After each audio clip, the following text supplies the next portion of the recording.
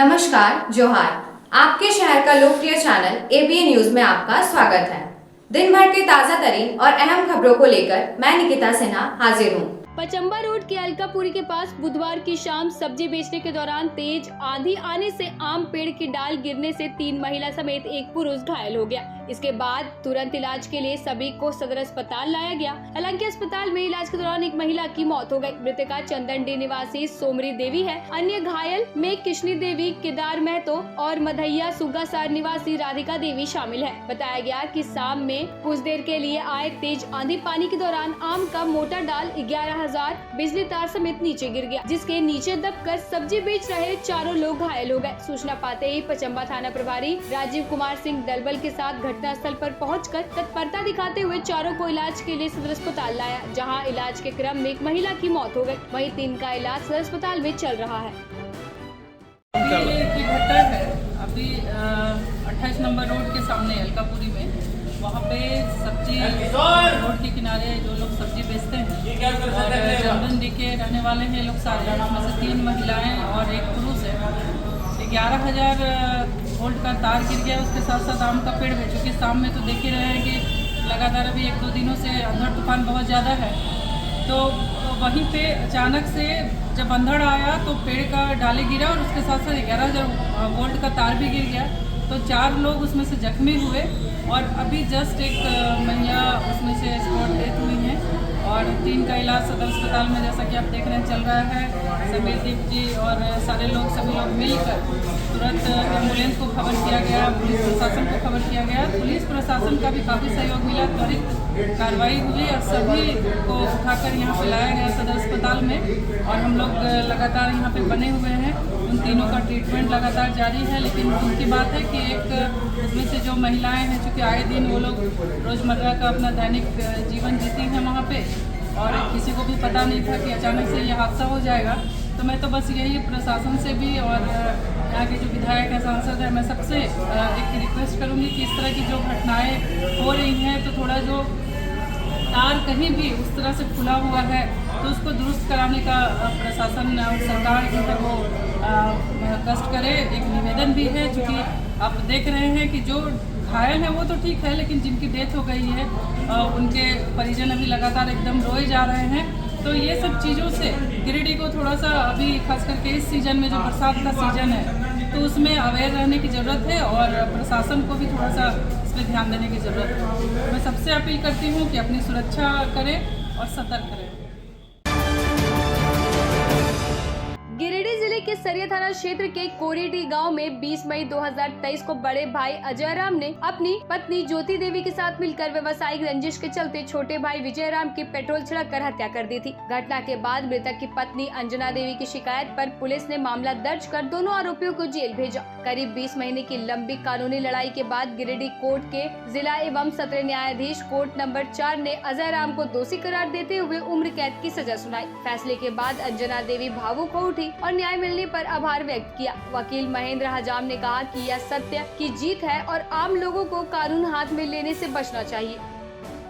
मुझे इंसाफ मिला, कानून पे भरोसा था और बहुत दिनों से हम इस प्रयास में थे कि इसे सज़ा सुना सकें और आज सज़ा इसे आजीवन कारावास का ऐलान कर दिया गया। क्या मामला था? मामला यही था कि मेरे पति को मेरे भैंसुर ने पेट्रोल छिड़क कर लाइटर से आग लगा दिया था और उसमें उसकी पत्नी भी शामिल थी। ये घटना 2022 का था और इसमें 2 मुद्दाले थे, अजय राम और ज्योति देवी, और इन्फॉर्मेंट अंजनी कुमारी थी जो मेरे बगल में बैठी थी। इनके पति को पेट्रोल से छिड़ककर जलाकर मार दिया गया था। घटना यही था, उसी में से इसमें गवाही हुआ, केस ट्रायल चला।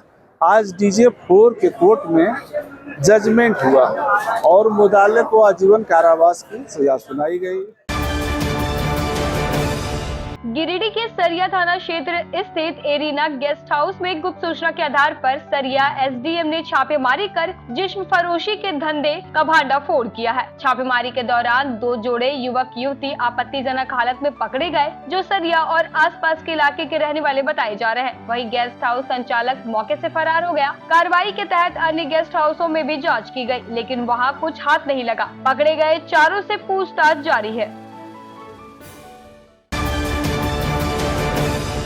गिरिडीह जिले के पीरटांड प्रखंड के खुखरा थाना क्षेत्र अंतर्गत हरलाडी के चांदनी चौक में बुधवार सुबह एक अवैध बालू लदे ट्रैक्टर की चपेट में आने से 15 वर्षीय बच्चे की दर्दनाक मौत हो गई। हादसे के बाद ट्रैक्टर चालक वाहन समेत फरार हो गया। मृतक बच्चा चांदनी चौक का ही निवासी था। घटना के बाद आक्रोशित ग्रामीणों ने सड़क जाम कर विरोध प्रदर्शन किया और प्रशासन के खिलाफ नारेबाजी की। मौके पर पहुंची खुखरा थाना पुलिस ने मामले की जाँच शुरू कर दी है। स्थानीय लोगों का आरोप है कि इस इलाके से प्रतिदिन अवैध बालू लदे ट्रैक्टर गुजरते हैं, लेकिन पुलिस कोई कार्रवाई नहीं करती।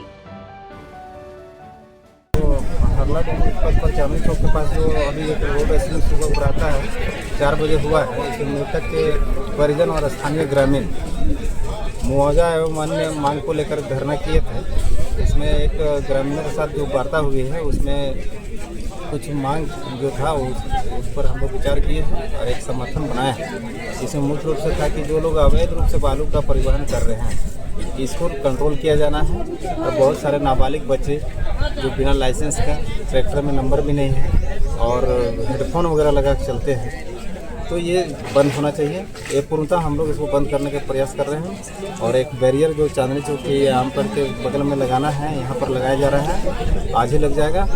और वो लोग जो मांग किए हैं कि हम लोग का ये शहर की सड़क के दोनों ओर जो अतिक्रमण है अस्थायी रूप से इसको हटा दिया जाए, तो इन लोग आश्वस्त किए हैं कि अगला कमिंग जो थर्सडे है तब तक हम लोग इसको हटा लिया जाएगा। और इसके अतिरिक्त मुआवजा से संबंधित जो मांग किया गया है तो उसमें कि प्रत्येक ट्रैक्टर से लोग बोले हैं कि 25,000 रुपये मुआवजा दिलवाई। इस संबंध में थाना प्रभारी के नेतृत्व में एक 5 सदस्यीय कमेटी का गठन कर दिए हम। जो अनुमान्य होगा वो लोग जो सहयोग करेंगे तो वो प्रदान किया जाएगा। और सरकारी प्रावधान के अनुसार जो सड़क की दुर्घटना में मृत व्यक्ति है और हिट एंड रन का भी मामला है ये, इसके अंतर्गत जो अनुमानित मुआवजा है वह तुरंत इसको नियमानुसार प्रदान किया जाएगा।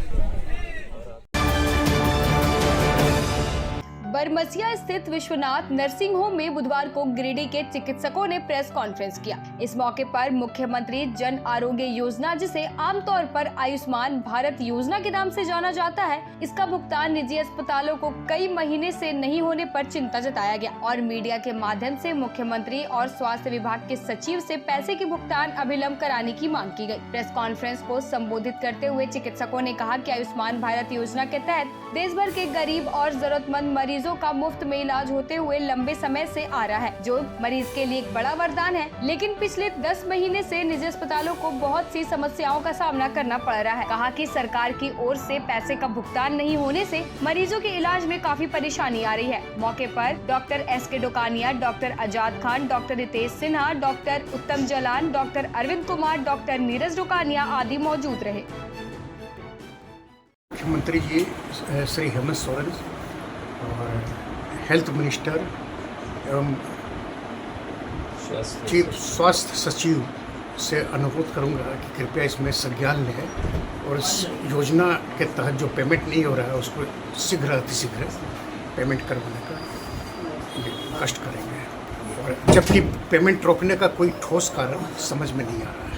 आज की प्रेस विज्ञप्ति हम लोगों ने इसलिए बुलाया है ताकि हम मीडिया के माध्यम से सरकार को और जनता, जो झारखंड की जनता है, उनको बता सके कि झारखंड की स्वास्थ्य सेवा किस चीज़ों से अभी जूझ रही है। यहाँ पे आयुष्मान भारत के तहत, आयुष्मान मुख्यमंत्री योजना के तहत जो इलाज किया जा रहा है उसका पेमेंट पिछले काफ़ी महीनों से, लगभग 1 साल होने को आया है, नहीं हो पा रहा है, जिसके वजह से बहुत सारे अस्पताल बंदी के कागार पर आ चुके हैं। हम लोगों का कई तरह का खर्च है, इलाज करने में इम्प्लांट्स में खर्च आता है, दवाइयों में खर्च आता है, हॉस्पिटल को रन करने का एक खर्च आता है, लेकिन जो भुगतान नहीं हो रहा है इसके वजह से हम लोग काफ़ी दबाव में आ चुके हैं कि किस तरह से हम लोग इस सर्विसेज को जारी रख सकें। तो हमारा ये निवेदन है सरकार से कि इस पर ध्यान दें और अतिशीघ्र भुगतान की व्यवस्था किया जाए ताकि सभी अस्पताल सुचारू रूप से चल सकें। आज के प्रेस कॉन्फ्रेंस के माध्यम से हम सरकार से अपील करना चाहेंगे कि आयुष्मान योजना में जितना काम हो रहा है और जितने भी सूचीबद्ध अस्पताल हैं उनकी बकाया राशि का भुगतान जल्द से जल्द हो, ताकि आगे काम करने में हम लोग सुचारू रूप से सक्षम हो सकें। अन्यथा पेमेंट नहीं होने पर बहुत से हॉस्पिटल बंद हो जाएंगे।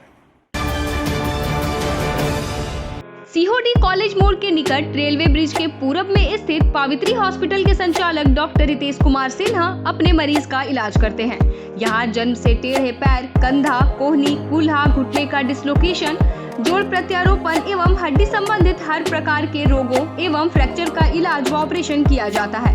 इस हाइजेनिक हॉस्पिटल में ultra modern 2 operation theatre, CR machine, post operative ICU, digital x ray, ECG, pathology pharmacy, oxygen supported bed, general ward, AC और नॉन AC केबिन की सुविधा उपलब्ध है। तो हड्डी संबंधित किसी भी रोग के लिए पावित्री हॉस्पिटल डॉक्टर रितेश आयुष्मान योजना के तहत इलाज करते हैं। इस अस्पताल में 2 जनरल फिजिशियन डॉक्टर विकास कुमार और डॉक्टर आफ्ताब अंसारी भी अपनी सेवा देते हैं।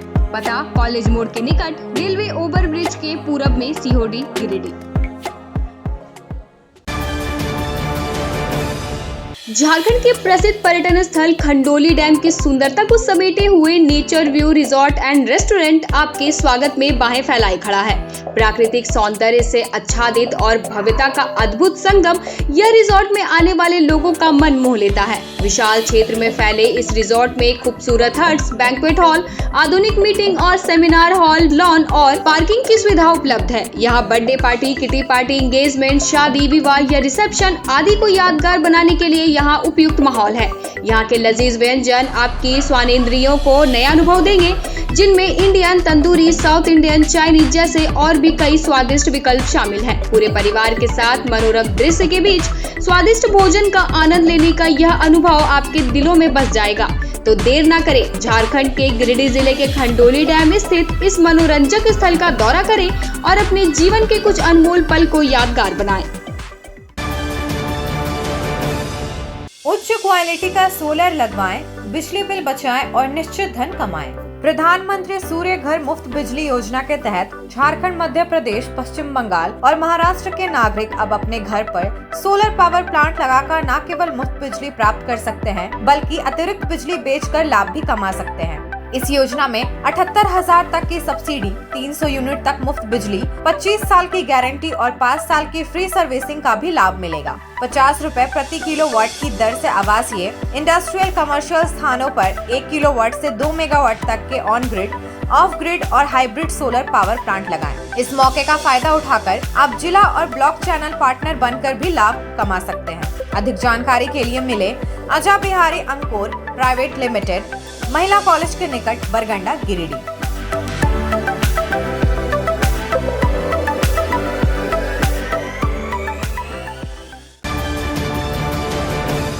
क्या आप एक अच्छी पैथोलॉजी लैब की तलाश में हैं या डॉक्टर ने टेस्ट लिख दिया है लेकिन समझ नहीं आ रहा कौन सी लैब पे भरोसा करें? तो चिंता छोड़िए और आज ही केयर लैबोरेटरी आइए। यहाँ मिलती है एक्यूरेट रिपोर्ट्स, वो भी रीजनेबल प्राइस पर। हम करते हैं क्वालिटी टेस्टिंग जैसे CBC, thyroid, lipid profile, kidney profile, liver function, health package, sugar, malaria, typhoid, dengue और भी अनेक tests. Fast reporting, certified lab professionals, home collection की निशुल्क सुविधा भी उपलब्ध है। तो देर किस बात की, तुरंत संपर्क करें स्क्रीन पर दिए गए नंबर पर या विजिट करें स्क्रीन पर दिए गए हमारे एड्रेस पर। केयर लैबोरेटरी, एक्यूरेट रिपोर्ट्स, आपके स्वस्थ जीवन का साथी। झारखंड मजदूर मोर्चा के बैनर तले बुधवार को किरण पब्लिक स्कूल में 108 एम्बुलेंस कर्मियों की बैठक संपन्न हुई, जिसकी अध्यक्षता मोर्चा के राज्य अध्यक्ष अशोक कुमार सिंह ने की। बैठक में झारखंड के कई जिलों से आए एम्बुलेंस कर्मियों ने सरकार और कंपनी से अपनी लंबित 4 सूत्रीय मांगों पर चर्चा की। सर्वसम्मति से निर्णय लिया गया कि यदि 29 मई तक मांगों पर कार्रवाई नहीं होती है तो 30 मई से सभी एम्बुलेंस कर्मी अनिश्चितकालीन हड़ताल पर चले जाएंगे। बैठक में बबली कुमारी, मनोज, सुरेंद्र कुमार, लहरी मनोरंजन महतो, तपन पंडित, सानो महतो, दिनेश यादव, जयप्रकाश सिंह कर्मकार, लखविंदर महतो और तारनी महतो सहित कई कर्मी उपस्थित रहे। झारखंड 108 एम्बुलेंस कर्मचारी संघ राज्य शाखा की बैठक किरण पब्लिक स्कूल प्रांगण में संपन्न हुआ। बैठक में लगभग 13 जिला के प्रतिनिधियों ने भाग लिया। सर्वसम्मति से निर्णय हुआ कि 4 सूत्री मांगों को लेकर कि अगर कंपनी ने और सरकार ने नियत समय पर 29 तारीख तक अगर पूरा नहीं किया तो 30 मई से सभी 108 एम्बुलेंस कर्मी हड़ताल पर चले जाएंगे। मुख्य रूप से मांग है न्यूनतम मजदूरी आधार के पर वेतन मासिक रूप से भुगतान करना, योगदान लेटर यानी नियुक्ति पत्र 4 महीने के बावजूद अविलंब उनको तमाम लोगों को प्राप्त कराना, पीएफ, बीमा, ईएसआई कार्ड का संधारण कराना। उसके बाद ऑफ रोड ऑन रोड के नाम पर जो वेतन कटौती किया जा रहा है, पेशेंट नहीं मिलने पर वेतन कटौती किया जा रहा है। यह पहली कंपनी है सम्मान फाउंडेशन जो 108 एम्बुलेंस को सब जगह तहस नहस कर दिया है।